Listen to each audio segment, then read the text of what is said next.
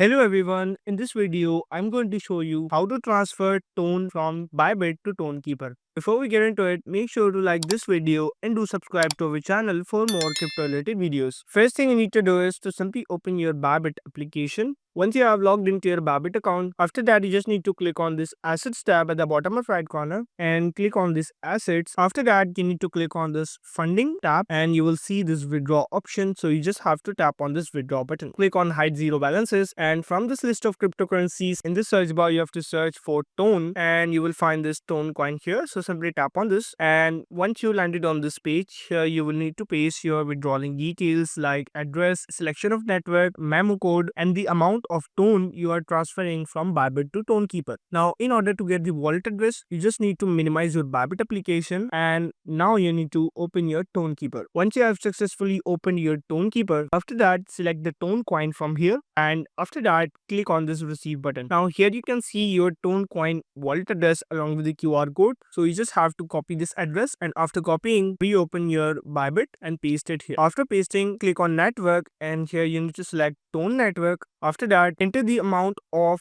Tone you are transferring from Bybit to Tonkeeper. Once you have successfully filled all this information, click on this withdraw button at the bottom right corner.